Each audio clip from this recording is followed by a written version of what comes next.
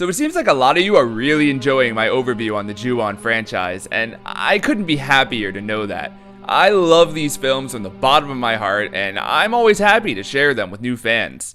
Well, since making that video, 2 more Ju-on films have came and went, and well, one of them is a pretty significant business. But we'll cross that bridge when we come to it. The first thing I want to do is talk about Ju-on the Final, or Ju-on the Final Curse, which seems to be its new name. I'm pleased to say that I haven't had this much fun watching Ju-on in a long time.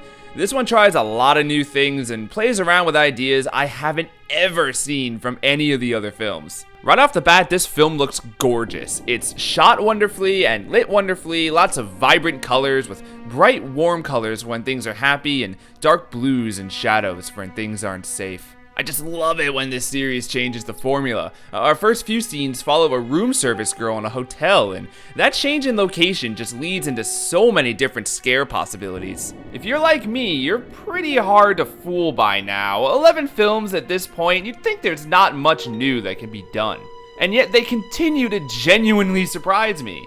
Granted, it doesn't scare me as much as it makes me giddy like a schoolgirl, but I'm numb to it at this point. The characters are getting used to it too. No longer do they disregard that throat gurgle sound as nothing to worry about. They know what that sound means. And I kinda like the characters being aware of it. It feels kinda silly to be this far in the series and have them still not have a clue. Kayako's in top form too, particularly in the sound design. She seems, gooier than usual.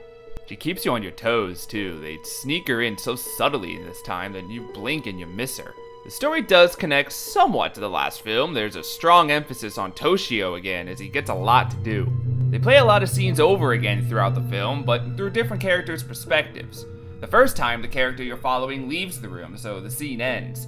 But then it plays again later on, following the second character who stayed in the room, and we get to see what we missed. You want to talk about doing things different? How about the original Ju-on house actually getting demolished, which, hey, I suppose it was a long time coming, but actually it's kind of a good idea. And I have never seen a character in these films actually attempt to kill the curse. Just stabbing her with a knife. I was like, yeah, go for it. I'm legitimately curious to see if that actually works. There's a strangely somber moment where the curse actually seems to show mercy to a young girl whose sickness will kill her soon. That's something I never thought I'd see. I'm kind of amazed this series can continue to breathe new life and find out ways to still surprise us.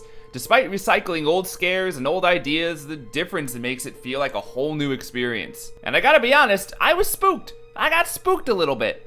I'm thrilled to say that I recommend this film as one of the best in the series, and if one thing's for sure, Ju-on is not going to end.